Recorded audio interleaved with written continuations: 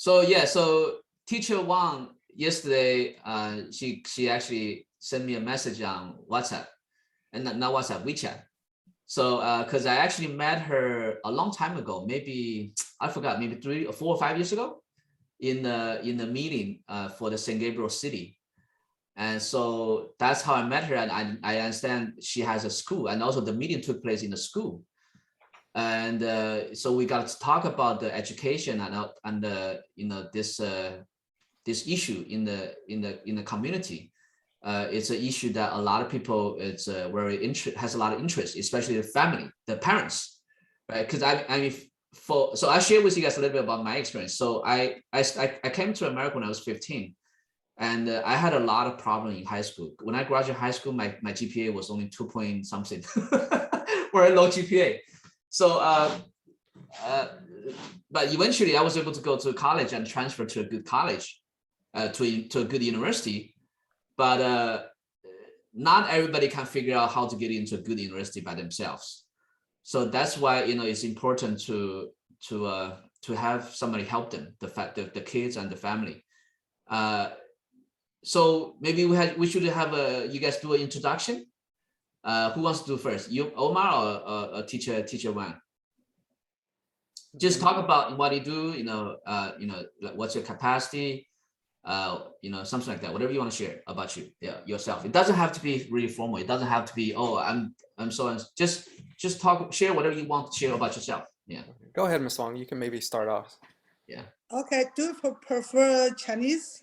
OK， 说中文 OK， 我搞错 OK， 那可能说中文嘛，说中文，因为因为可能家长中国人比较多一些，所以刚刚就简单讲一下，就是几年前认识汪老师，然后呢，后来发现汪老师有个学校，然后我刚刚也简单分享一下我自己的这个上学的经验，就是的经历，其实很坎坷那幸亏是我自己找到了一个方法进入一个好的大学，但是其实有很多人。特别现在这个大学，你要进入好大学，其实越来越难。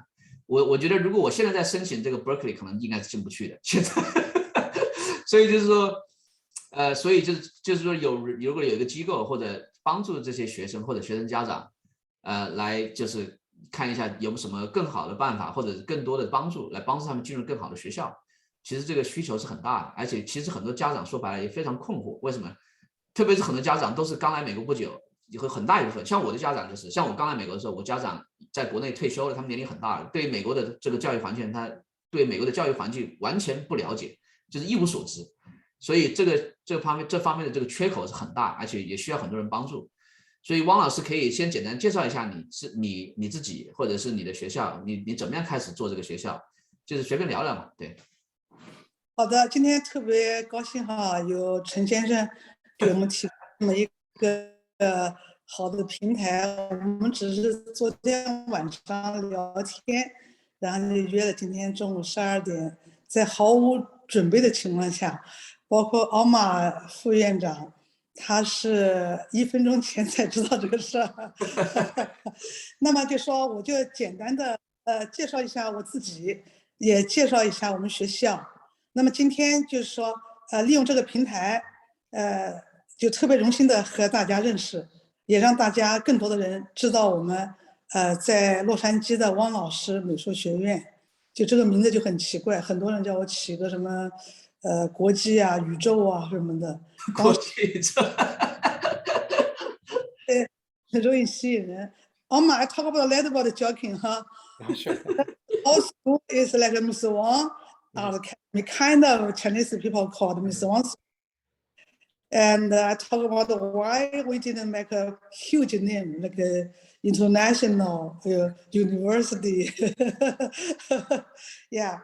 然后呢，当时就是我一个人教课，那个是最早的时候，在1990几年的时候，我自己呢，今天有这个机会啊，我特别开心。为什么？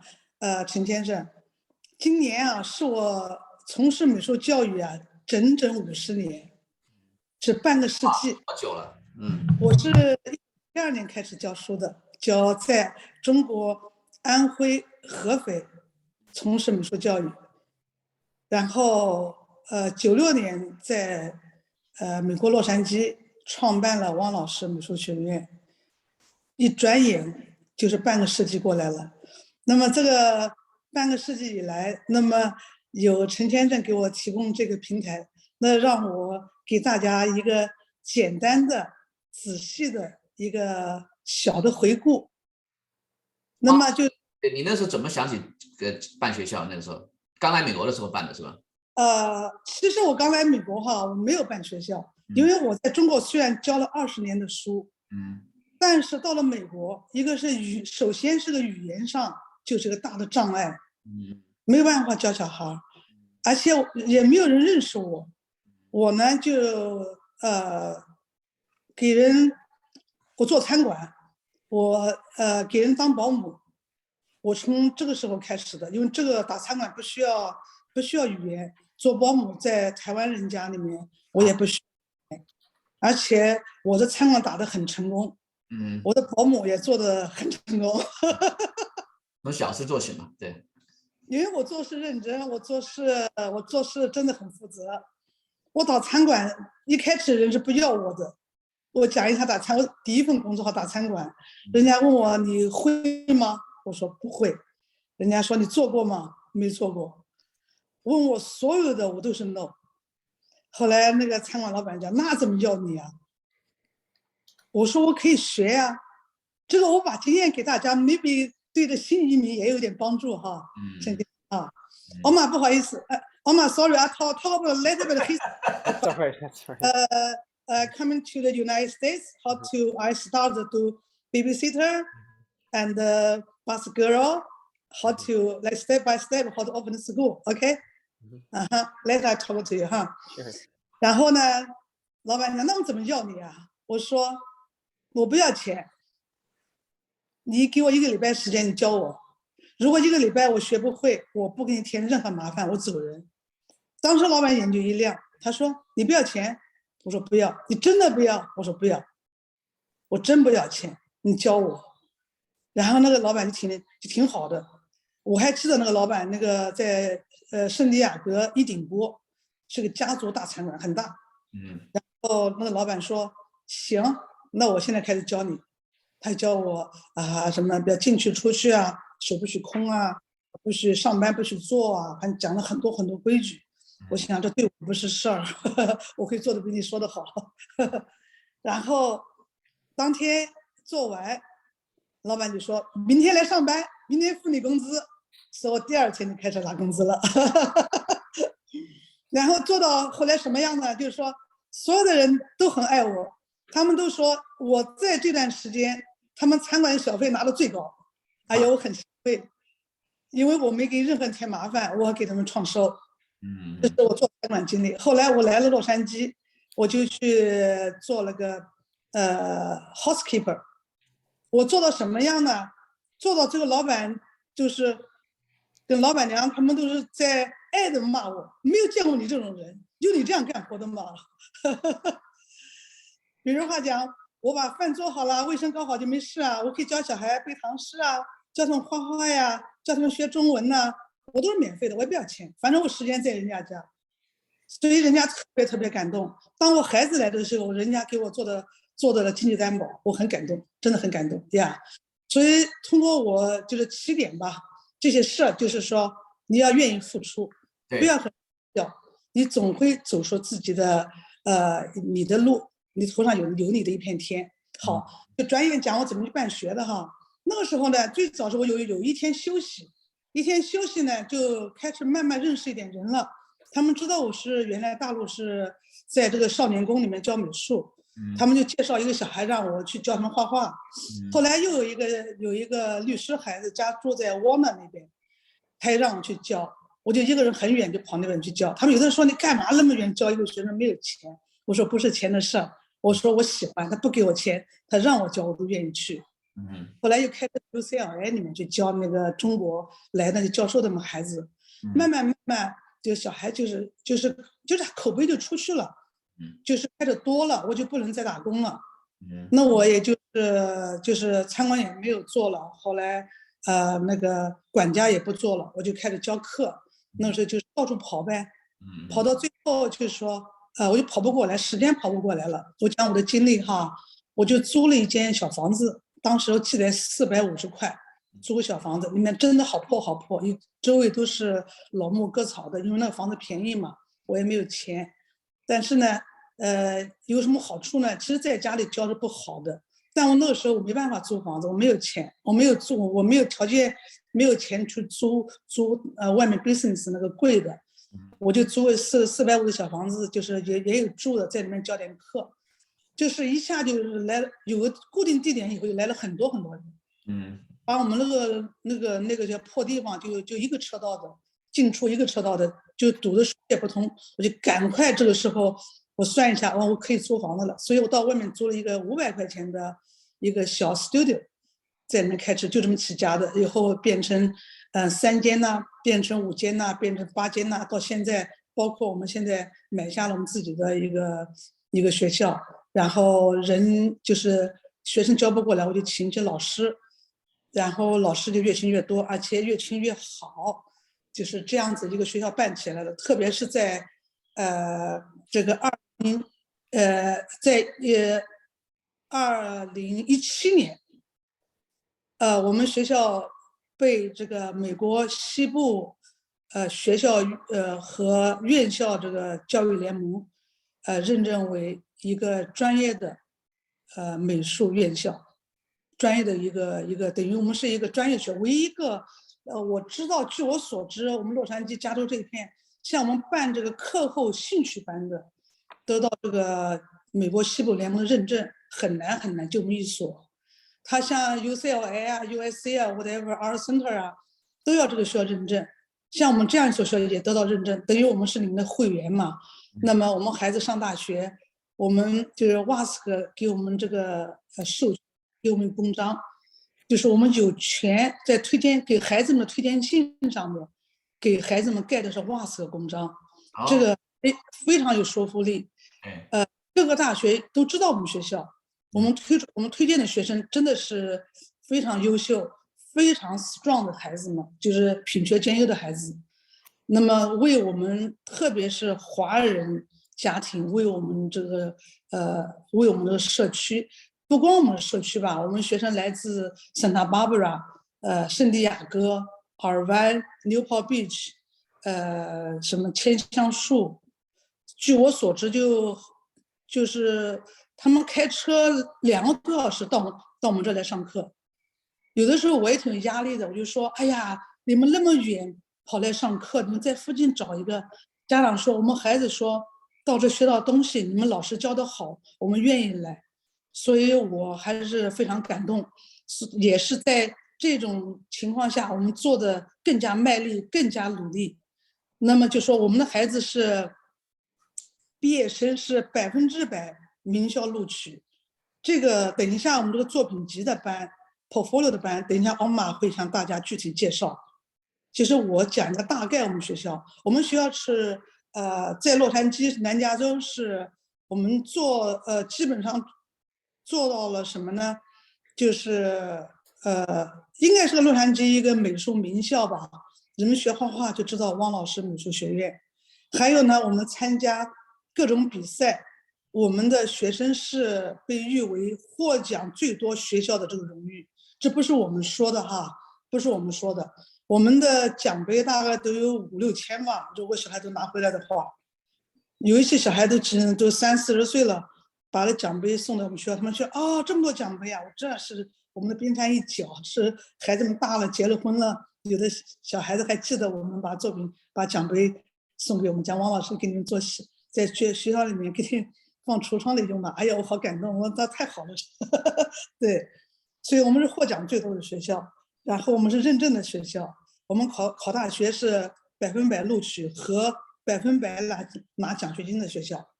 那么目前我们是网课、线下课同时都有，因为有一些孩子就是不敢来上课，家长怕有危险嘛，我们就提供这个网课服务。但现在有些家长随着疫情后期，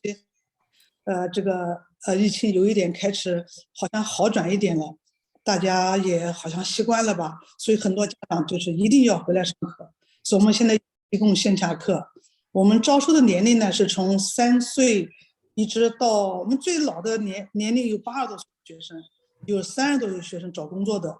但是我们主要专攻的是3到18岁，把孩子们送上大学。我们是15年的一个这样的一个教育体系。我们的教学理念是用艺术开启创造力，这是我们的教学理念。所以我们的孩子除了扎实的基本功以外，我们有丰富的想象力。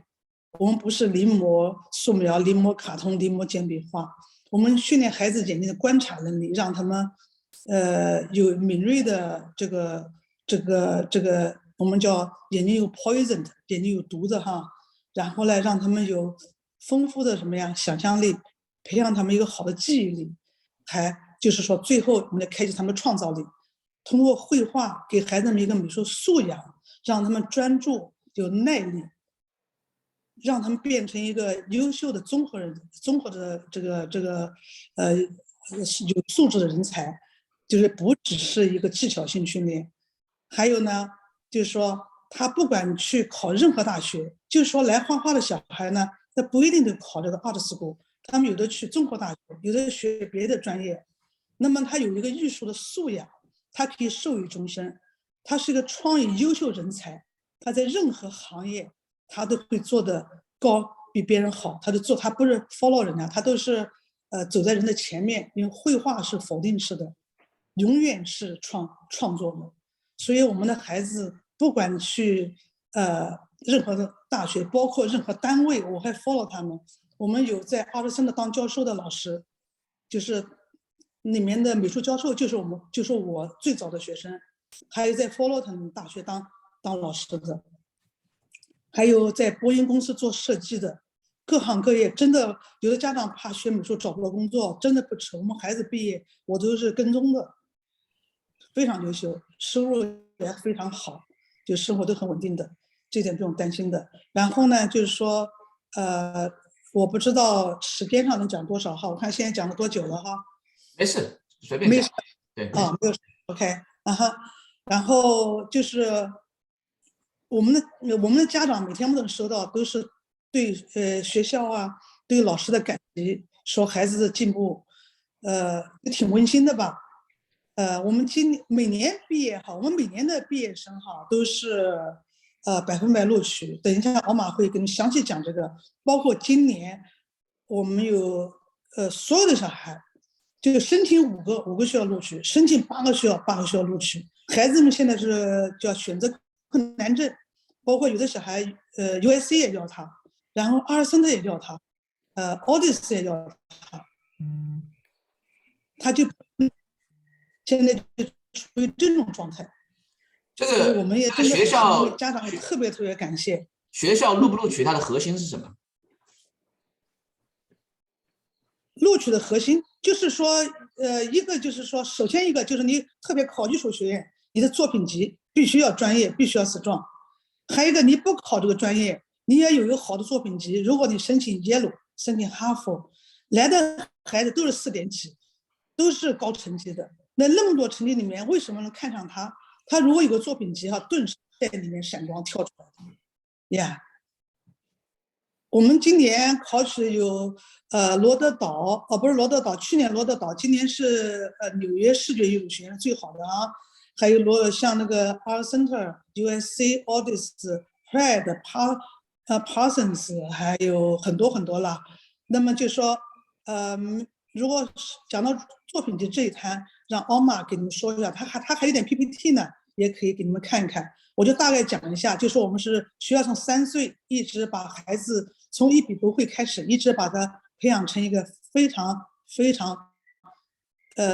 优秀和厉害的这个美术人才，包括我们送去前期绘画基础嘛，和创意，后面就分专业，包括我们有动漫，我们有建筑设计，有汽车设计、产品设计，这个我们有这个建筑设计、服装设计、娱乐设计、游戏设计、广告设计、插画设计等等，包括 UI、UX 现在我们都开始有了。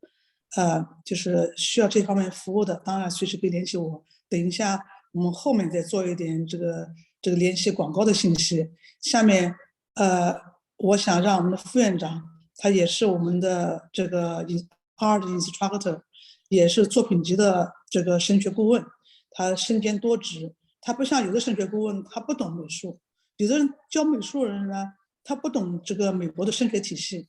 我们学校是全方位的服务学生，只要到这一站，家长就心就放在肚子里面哈，自己妈妈去跳舞吧，我们好多妈妈就跳舞没事了，真的，我们的妈妈多少年就去跳舞，觉得打扮的漂漂亮亮的，跳的身体还挺好。然后我们最后这个孩子都是圆满的走上他们dream 大学dream 的专业，包括比如说昨天我们还讲笑话，我们去这个那个梅州东坡 Amber 刘家长请我们吃饭。他这顿饭为什么昨天我去吃呢？昨天奥玛呀，还有他小班的以前老师都来了，为什么去呢？他家长经常请我吃饭，特别感激我们。我说我不吃，我要等到你孩子拿到大学录取通知书了，那个时候我再去吃你这顿饭。所以昨天我去吃这顿饭，整整等了15年。所以家长哎呀那个感激啊，开心啊，我们吃的特别高兴。OK， Oma, please you take a turn, talk about your portfolio class and about the school and get what's the credit, what's like good for student apply college. Okay, I generally talk about a little bit of school background. Thank you so much. Okay, so Omar gonna talk and I translate. Okay, all right, okay, go ahead, Omar. So Omar is the assistant principal, right? Yes. Assistant principal of the school. Okay, go ahead. My name is Omar Gag, and I'm the vice principal and the Vice director of principal, yeah, education. yeah. So I also do portfolio preparations. So Okay. we do a lot of services for the students where they could get in and concentrate on art major, or they could create a supplement for non-art majors. So do you want to translate or should I? 所以就是欧玛他刚刚讲的，欧玛是这个副校长，然后他就是除了是副校长，他还帮助这个学生做这个作品集的准备。然后呢，作品集准备有几种目的，一个目的可以去申请这种专业的美术学校，还有一种可以申请正常的学校，然后用这个作品集作为一个辅助的一个申请材料。所以就大家不要就是误会，就是说认为说来了美术学校就只能申请美术大学，不是这样的。就是除了申请美术大学，还可以申请这个常规的大学，但是都是有帮助的。Go ahead. So I came in about 7 years ago, and when I came in, I saw that Miss Wong had a great program for children's, and she did have college students coming in, but they weren't as frequent. And so my experience has been that I've taught at different portfolio programs. So I really wanted to excel her program, and also that we wanted to credit the school as well with the history, the legacy, the alumni. So everything was there to be set up and go further. In a way, this portfolio program is not only for people who could, grow up with Miss Wong here as a young child, but they could come at any time. So if they need 6 months, my record is 4 months that I had to create a portfolio, and the students came in every day and they, achieved their dream. So really, it's about cultivating their skills or talents, and really putting forth a portfolio that's going to be noteworthy, right? Because it has to compete. And especially nowadays, since 2020, there's no more SAT in California. So this last year, they had over 200,000 applicants. So they just really have to stand out. And we work with them and deal with observation, technology.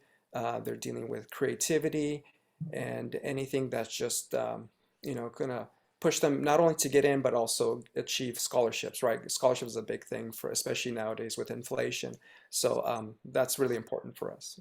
OK， 欧玛刚刚讲呢，这个作品集非常重要，就是除了他是副校长，他还有一个主要抓的就是作品集。欧玛是7年前来到汪老师的美术学院，然后呢帮助这个学生做作品集。那这些学生呢，有的是从小就来到汪老师这里了，然后就一直就参与这个作品集的准备。那也有些学生呢是半路来的，比如说这个欧玛他说他有的学生他甚至帮助他们在4个月以内就完成了这个作品集。因为这个加州整个学校呢，现在考试也不用申请大学也不用考 SAT 了，那现在不用考 SAT 了，那作品集就显得更加重要了，因为现在申请的人学校很多，是吧？申请学校的学生很多，所以就是非常的竞争非常激烈。如果你没有什么特长也不突出，那你就很难进入好学校。那如果有一个好的作品集呢，就可以大大提升你的竞争力。那特别是呢，如果你作品集非常好，那还可以申请到奖学金，那有可能申请到全额奖学金，那这样又可以进入好的学校，然后呢又可以拿奖学金，可以免费上学。Go ahead, yeah.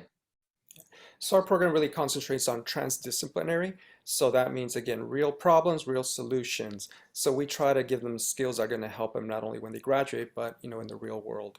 And also we're creating also services like counseling. We provide recommendation letters, and they have the WASP seal, so it goes a long way for the accreditation seal. We help them with their essays. We plan with them and really follow them throughout their experience here. So it's like individual plans that we create. There's not a single portfolio that's been the same ever. Because we don't copy. We've seen other schools that copy, and we want to stand out. So they're all original. And so I think that's a valid point.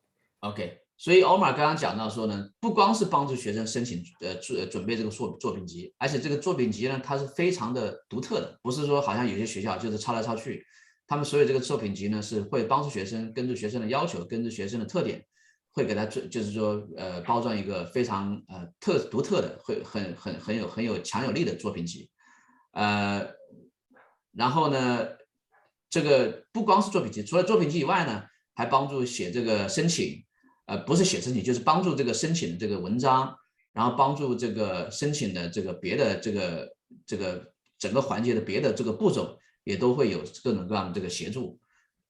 对。So also what is very important here is that students can join competitions and know that they're going to be maybe placed in the top 3. So we win a lot of competitions, Doodle for Google, there's Scholastics, Toyota, the PTA. So we have just vast winners, and it really helps them also just create a list of acclimates that they could have, not only through their schools, if they're joining competitions, or some students, we work with them because they're designing their yearbooks, their class rings, maybe graphic designs for a shirt for robotics. So all that too is things that maybe people don't think about. We also help them go into other areas. Let's say, for example, if they want to volunteer, or how to do startups for art. So that's all provided with our mentorship. I mean, we got great teachers, so they could always go to us, and we're here 24/7 for them. Even off class, we provide assistance for them. So that's the benefit for our program.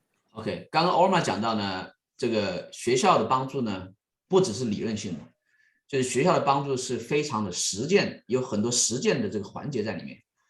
比如说学校会帮助这个学生去申请去参加很多这个美术比赛，就是很多全国性的，像什么谷歌的比赛啊，像什么各个大的这个大型的比赛，而且这个学校很多学生都在全美国大型比赛都拿到很多名次，都是什么前3名的名次那就是除了这个比赛以外呢，还有一些别的帮助。对 ，So what was the last point you talked about other than the competition?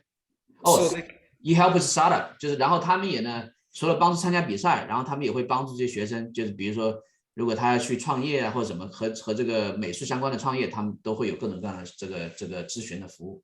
Go ahead. Yeah. So when people graduate, I think here it's really something of a family, because they always come back and they help the younger students. They always kind of give us insight too of what they're doing.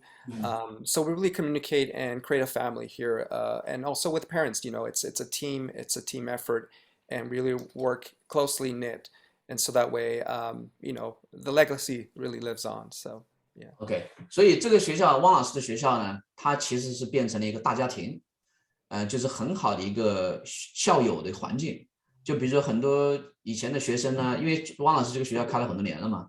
那有很多学生都已经毕业了，都已经找工作了，都已经成家了，都已经是他们很多人还会回来帮助这些现在的新的学生，甚至这个汪老师我们刚刚提到很多学生都这个拿了各种各样的奖项，像有些学生长大了、结婚了、成人了，还把他们的很多奖项拿到学校来，所以如果你有空，等一下可能王老师他们会给你看一下学校的奖项特别多。那所以就是个很好的一个团体。那以前的成功的学生，他们获得各种各样的成功，他们都会回来跟现在的学生去分享他们的一些经验之谈和他们一些成功的一些方法。对。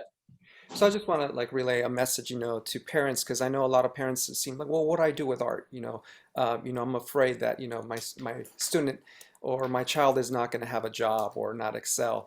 But trust me, like, through experience, and Swan has several experiences as well with these situations, that we always tell the parents that not to worry, because again, we have 100% admittance. And that's just the legacy that we have, the sort of history of students going in, getting a degree, and we have students who are working in film. There's a professor that he is a concept artist, but he also teaches at Art Center, Eric, and he was here since he was a little boy. So there's different stories like that. There's currently some seniors who are about to graduate, and we're going to call them in, and they're going to be teaching summer school. But they all really stick to art. They don't just go to art school and then fall off, like other kind of stories. I mean, they really, stay with the art and maybe even have other opportunities, because again, it's about learning a lot of different skills within the range, and that way they could go and have their startups, be freelancers, be more within their major. So opportunity is really what we're trying to give them. 刚刚我妈说到呢，这个不是说代表说学美术就一定要去做美术的工作。有很多家长可能会担心说，那我小孩学了美术以后找不到工作怎么办呢？其实不是这么回事。学美术呢是帮助一个小孩全面的发展，就是帮他提升他的这个观察能力啊、判断能力啊、这个创新的能力啊，这些能力，其实在以后的这个不管生活还是工作之中都是非常重要的。所以像比如说学生来这边汪老师这边上学了以后，学习美术以后，其实有很多成功案例，他们就在各行各业都会有好的发展。然后汪老师学校有一个非常非常这个了不起的一个记录啊，就是每一个学生都成功的进入了好学校。没有一个没进入好学校的。Go ahead. So we have a great intensive summer program coming soon, where we're going to be taking students out as well to museums and just outside activities. So if you're out of state or international, you could still learn with us, or you could come in and spend the summer with us, and we could provide housing. So we really want to, let everybody know that there's different programs here. And also there's a year-round program where they could sign up and, in-house, in person, and online as well. OK， 所以汪老师学校呢有很多的教学的途径和方法，就算你不在加州，你也可以有方法来上学。就比如说可以暑期来上暑期班呢，或者可以在网上上课啊，就是或者你在当地的话，你可以上全年的课啊，就是这种上学的这个途径，线上线下、短期、长期都有。所以不管你是住在哪个州或者哪个国家，其实都可以参加这个汪老师学校的课程。对，我插一句啊，因为是现在有那个virtual class 嘛，网络课。对。我们现在真叫学生遍天下，桃李遍天下。我们现在比较有什么加拿大的，包括中国的、香港的，包括美国各个什么州 ，Pennsylvania 呀、纽约啊、什么德州啊、西雅图啊。中国我们有上海啊、广州啊、北京啊，挺好玩的。现在小孩子世界各地。对，我跟汪老师分享一个事情呢。其实呢，刚刚没有这个问题。刚刚你和欧妈都讲了一个事情，关于这个创造力这个问题，这是很重要的。这个我也是经常跟别人讲。我经常跟别人讲，我说如果你想要赚很多钱，如果你想要发财，创造力是最重要的。为什么？你不要老是像一个机器人一样，就是只会直着走路。你如果想要成功，你如果想要事情办成，比如说你看到一面墙，你要知道，如果墙过不去，你上面怎么过去，下面怎么过去，左边怎么过去，右边怎么过去，你一定要从各方面去想，要跳出来思维。所以创造性非常重要，对一个小孩来说的话。其实画画的真正的功能哈，就是培养创造力。对，如果培养孩子会以葫芦画瓢，我看很多学校不光是中国、美国到处都是的，找了好多简画让孩子们去临摹，或者素描也是临摹。卡通它不是说像我们学校卡通是先画人体写生，画素描，学色彩，然后学创作画。这个创作画，因为我们是辅导学生考大学的，作品集的创作和外面卖的画是不一样的。他是有对社会的责任，对政治的敏感。他的作品，所以有的人说看不懂，因为他不是商业化，他作品有深度的，有思想的。所以如果像我们有一些学生哈来过以后，有的在其他地方学了好多年吧，有的家长看到我们学生画以后，他就说王老师我都哭了，我这么多年真浪费时间了。我说没有关系，你现在还是来了，就是说我没有打很多像那种广告啊，什么130的那种广告都不大做，我就是什么呢？就是把来的学生教好，每一个学生扎扎实实的从他入学到毕业，我们是管的、教的，方方面面，包括他思想、生活各方面，我们都是跟家长密切沟通的。那么就是关于这个创造这个作品，我等一下我跟奥玛说，让他说一下。我们的作品集啊，真的是把孩子潜力充分的挖掘出来，没有一个人是一样的。你要是有任何一样的，上任何大学都是 fail 掉的。奥玛可以 talk about how do we make like a student create their own artwork, unique artwork, not copy everybody else. It's really giving them agency that they're culture producers, right? So they're looking at the world and they're associating things and then bringing it back into their art. Or they're really creating something for the future. They're looking at futurism, for example, right? To seeing what's happening with technological advances in humanism, right? Humanities and things like that. So really giving them, empowering them and giving them a voice for the future. And so that way their work is relevant, right? It doesn't look pastiche or it doesn't have that style. You know, some kids come in and they're into anime, right? Because that's, you know, what's in. But even then, for example, something like that, they're learning realism and they're finding their own style. So through art or design, those are kind of basic examples of what we do as a program that it'll differentiate from other places and institutes. 就是刚刚欧玛这个副校长讲到，就是说，其实发现这个学生的潜能和他的独特性非常重要。所以像刚刚王老师讲的，没有一个作品集是一模一样的，每个作品集呢都是经过跟这个学生的这个指导，还有他的这个合作的，发现这个学生的真正的性格、他的特性、他的独特的地方，还有他性格独特的地方，还有他能力独特的地方。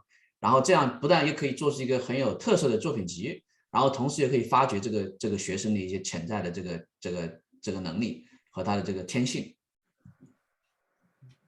对。So for us, it's not just an assignment. We really work with them and partner with them because they're really leading us through what they want to do. We're just here to kind of mentor them and kind of shape their artwork in a way when they do get into creative. So really thinking of how they could see it critical, right? Even if they leave art or they don't do art tomorrow, that they're thinking critically about, you know, what they're doing. 其实可能表面上这个听起来好像是在学美术，但其实呢，这个小孩子来了学校以后呢，是帮助他，就是教他一种思考的能力，就是一个叫这个独立思考的能力，就不是说照着谁照着葫芦画个瓢，照着瓢子画个壶，或者照着虎画个虎，不是这样，就是通过美术，通过绘画来帮助学生培养他的自我的思考能力，他自我的这个探索能力。他的独自的这个独立的思维能力，所以这个对小孩来说是一辈子都受用的。对。So also when they're taking courses, there is a time for critique so that they're sharing their opinions, not only of their own work, but others. And they're learning how to talk. They're becoming leaders, right? So that's what also the advantages of taking our program is. 所以还有一个很大的好处就是呢，学生呢不只是说自己在家里或者自己跟自己画，就是每个人有他的作品，大家会互相交流，大家会给各自给对方意见。这样的话呢，就是提高了这个学生的领导能力，也提高了学生的这个沟通能力。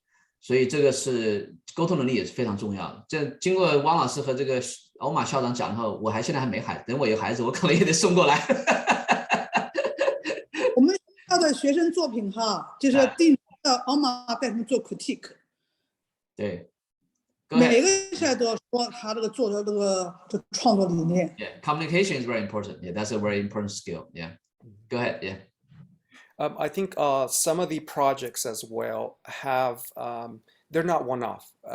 We package them to show how they're conceiving the concept, forming research, and then creating analysis, right? So there's also evidence of statistical analysis. And so that way we present the problem and then we formulate a solution. And then through there, we go toward the end and they'll see variations. They're dealing with color or engineering. Let's say if they're working with a product. And then at the end, we'll have a final render. And then we'll Photoshop it to see real world use. So I think that's also relevant to show them how they can realize their project, right? It's not only in their heads, but I mean, we can really, market that. Are you talking about the portfolio or the product? Yes, if like for example, if they're working with a design portfolio, when they actually are using it in presenting for not only their students but also for colleges, there's a project that is not one-sided or just a picture. It really has from beginning to end a whole presentation. So it's a multi kind of layered project. OK， 所以刚刚欧玛校长讲呢，就是我们不是说只是说做一个什么作品集，也不是说只是来学美术，而是通过做这个作品集的过程中呢，学习更多的这种做事方法，就是比如说从这个理论的角度，从这个做一个产品的角度，来从各方面来衡量，或者是来准备，让这个作品集可以更有竞争力，然后会让它更有独特性，然后让这个作品集，让这个学生会做出一个更优秀的这个作品集。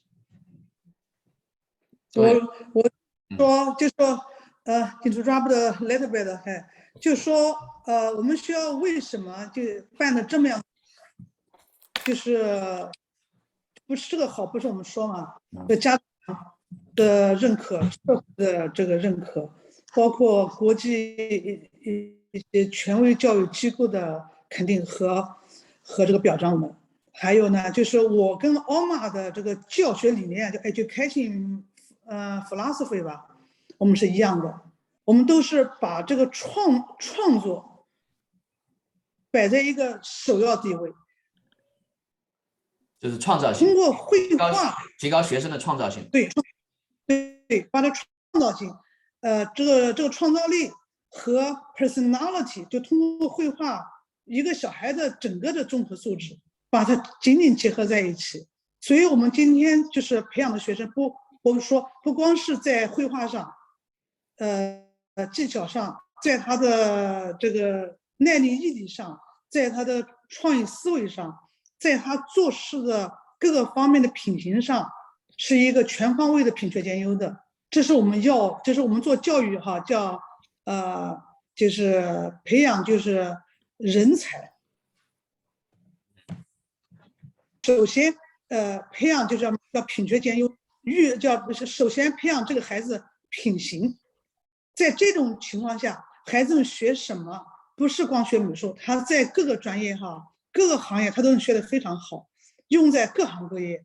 所以我们就是每天工作还是真的挺开心的，我们挺有自信心的。那么就是说那我就插这么多吧。下面让这个奥马继续说。好 Okay,，Go ahead. Go ahead, Omar. Okay. I think I know I keep talking about the older kids, but I think it's important to kind of state about how they develop here, where they're learning at 3 to 5 these natural techniques, right? And they start to kind of think about how they could develop something such as a scribble, right, and make art into it. All the levels have art appreciation. There's vocabulary that is important throughout all the levels as well that they're gaining. So elements of art and design is very crucial for all ages. But they're learning observation, they're learning investigation, perceiving and responding, and analyzing and interpreting what their young minds are thinking, right? And I think that's crucial for problem solving and integrating everything they see, like dance, music, literature, all the arts, math, science. So it's very important, I think, that we really cultivate their young minds.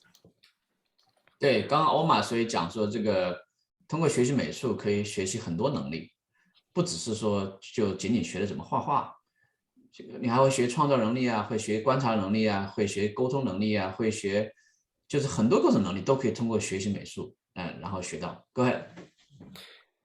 At about 8 years old, we introduced them to technology, and so they're learning Procreate, and I think that's important for the future programs that they would use. So that way they're coming not so much fresh, and they could come in and learn later on, but I think maybe it's better that they start using technology. So Procreate would be, a class. And it's balanced out with fundamentals too, so that we're working with traditional techniques, but also using technology. And then that opens up to when they're older, like Photoshop, Maya, Blender, CAD, etc. So they're really being introduced young. 所以呢，刚刚校长这个欧玛副校长说，就是在这边来学习的学生呢，他们也会有机会接触到很多新的科技。像很多软件呢，就是设计软件呢，像什么 Photoshop 啊，什么就是各种各样的学习软件。这样的话呢，他们在很小的年龄就可以开始接触到怎么样用这些高科技的工具。那以后对他们以后进入成人社会或者需要做工作、需要上班或者创业，他们就对这种各种各样的科技已经非常了解了，所以这个对他们以后会有非常大的帮助。Go ahead. They're also working with crafts, which is important because a lot of students, we have different learners, and so we cater to everybody. So I think here at the program, there's something for everybody. It's just what you really want to learn, but we'll work with you. And so I think it's really important for somebody to kind of come in with excitement and also with a dream, whatever it is, even if it's infantile. But we'll kind of cater and make that grow. OK， 所以刚刚我妈副校长讲呢，不是千篇一律的一进来就画画，不是这样，而是呢重点是要抓住这个小孩子的他的这个好奇心，就他的心里真正想要做的事情，会依据这个每个小孩子的性格呢，来帮助他去学习他想学的东西，有可能是画画，有可能做雕塑，有可能做美术，有可能做什么东西，就是说会根据他的喜好。来探索，然后来发掘出它的特性和它的这个特长。Go ahead. I think for us, it's a matter also of providing the best teachers. So we have teachers that are industry. They're working with anything from the industrial design to children's education. Some people are dealing with concept art, but they're bringing all that experience into the classroom. So that way the students are also getting something that's relevant and contemporary. It's nothing pastiche, they keep up with what's happening in the real world. OK， 所以呢，不只是说教什么美术技巧或者是一些什么老式的一些思维，而是呢与时俱进的，就是教的东西都是内容是与时俱进的。就是不会说让学生就是脱离这个现在这种社会的这种一些新的知识。Go ahead. 要和大学啊，我们说和大学无缝接轨。我们另外一个，你需要奥玛发一点，像我们今年考取小孩子的一些信息和他的一个 PPT。奥玛 It's part. You can like loading some this year, only this year student, the college information. Oh, sure. You have PPT, right? Yeah, PPT. Well, I'll just you share can the show scene. something else. Yeah. So let's say, or I could just show the website and you could see the current results here.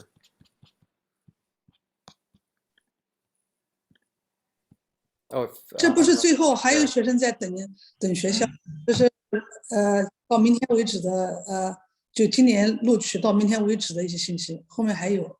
OK。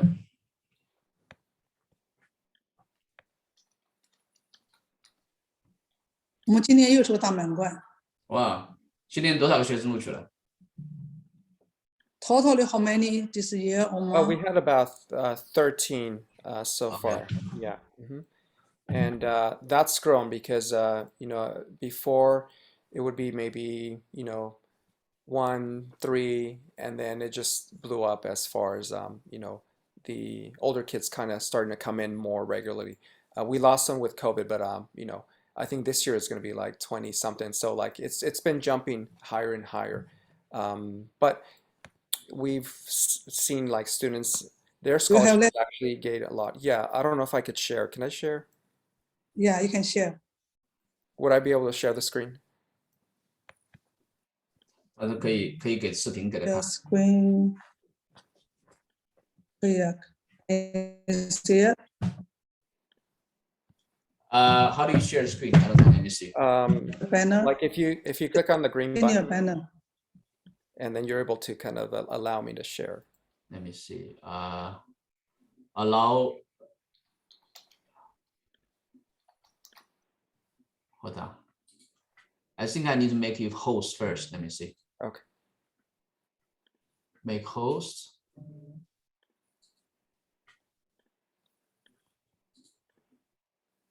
Okay. We have a lot of. Yeah.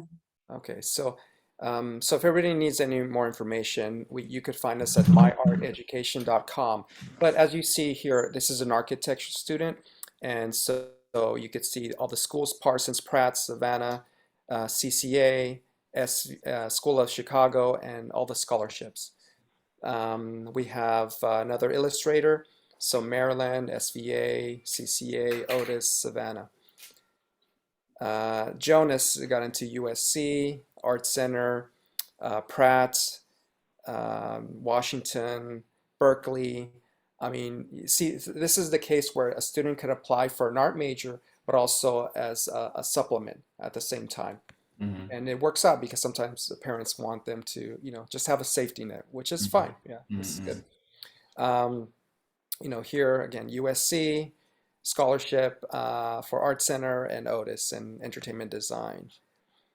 Ray, architecture, Syracuse, and then Pratt. So both art school and then a safety school as well for a well-rounded college experience. Daisy, Art Center, UCI, Long Beach, CCA, Otis. This is another supplement, University of Merced, Cal State Fullerton, San Francisco, and UC Santa Cruz. Elizabeth, she got into her Dream School Arts Center, Otis, Arizona State, Savannah, CCA, and then University of Riverside. Eric is happy to be out of state. He's going to go maybe to New York, as I've been told. So SVA, Chicago, and Art Center. And then Amber got into Dream School for same thing, entertainment design. Ringling, Laguna, Otis, CCA. Jack, SVA, and Savannah here. Lucy, Northwestern, San Diego, UC Riverside, and then same thing, Ringley, Savannah. So you can see some of these students applied to these stable schools that have a great reputation. And a lot of financial aid too. A lot, yeah. A lot of scholarship, yeah. So that's the way we're saying, like, I think, you know, here you'll have the benefit of not just getting in, but, you know, getting some kind of financial assistance, which is, you know, hard nowadays because the number of applicants, but we'll make it happen. Yeah, it's what I find that is really great way to make the students stand out because now the competition 就是现在这种竞争太激烈了。如果你没有一个特别的东西，其实很难有竞争力。像如果这样的话，如果可以显示美术方面的特长，其实是有很大帮助的。我给你讲个真事哈，我们这边家长最后怀疑人生的，为什么？王老师啊，是不是现在大学招人啊？申请就给去啊，大学没地方发了。真的，我们家长真这么怀疑啊？我们获奖获到什么样了？家长讲，是不是参加人都有一个奖的呀？每个人都是第1名吗？他们已经变成这种感觉了。Mama, we have student parents ask say, nobody apply college. Everybody who want to apply, who can get in. Yeah. They also everybody get in, right? Get in school, get accepted. Build the school really easy. 其实你这个 program 对，其实特别对我觉得对亚洲学生来说，其实帮助非常大。为什么？因为很多人对亚洲学生就觉得你没什么特长，就是学习成绩好。然后呢，所以如果他有这样的可以提供这个学校他的这种特长的话，而且是有很感官上面的特长，就是不是说只是写个字，但是可以很感官的看到的，所以对这个学生的这个录取其实是有很大帮助的。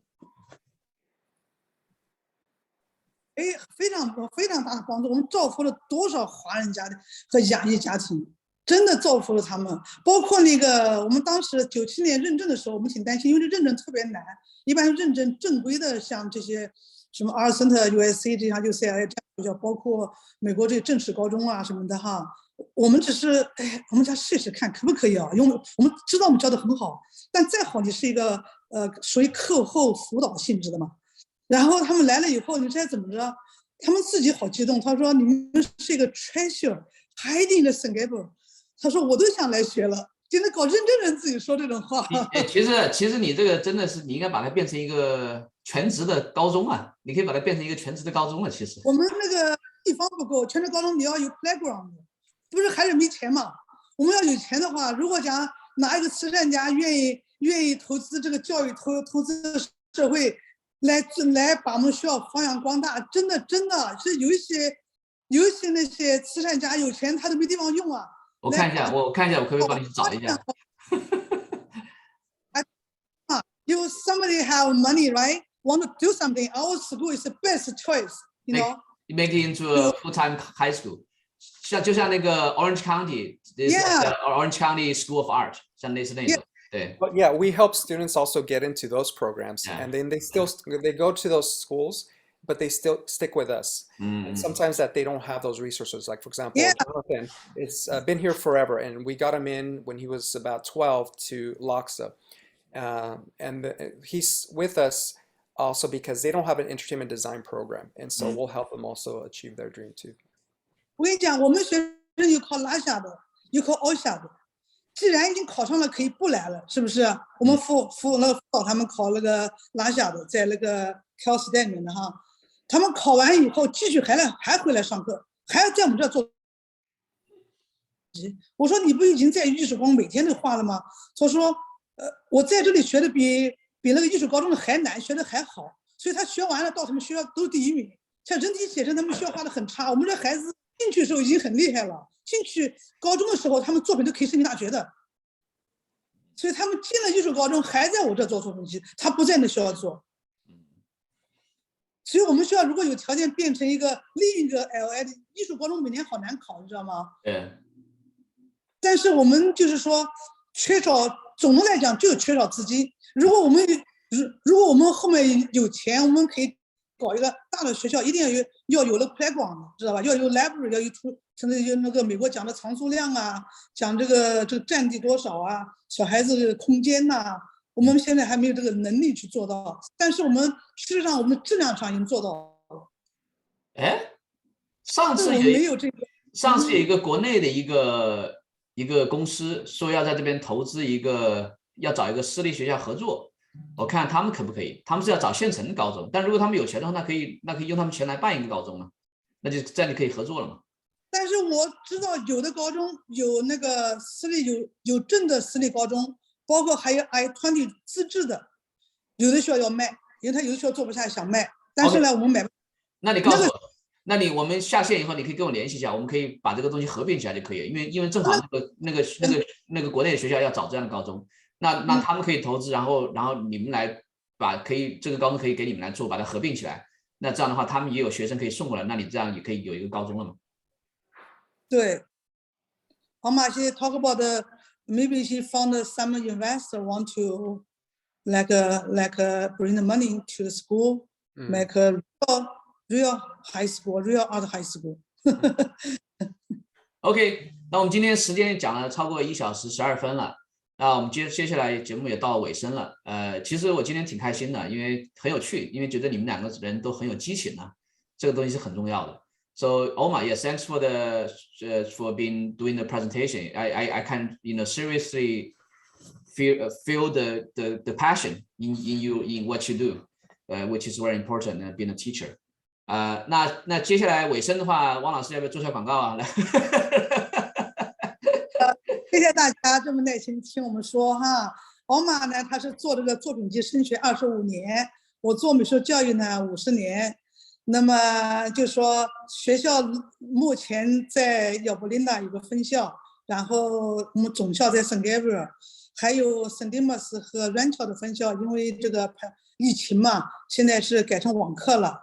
那么我们学校的电话是就用我的手机吧哈，626-5558-7777。再说遍啊，626-5558-7777，4个7，很好记。另外呢，我们网站是 myarteducation.com， 3个 W myarteducation.com。我们的 email 是 myarteducation@gmail.com， 然后我的微信是 myart.edu myart.edu 是我微信的账号。OK， 非常好，今天非常感谢，这个我也挺喜欢的，以后我有小孩，我应该也会送他去。OK， that's it, Alma, thank you so much. Thank you. 谢谢。OK， 好，那我们就结束了啊，拜拜。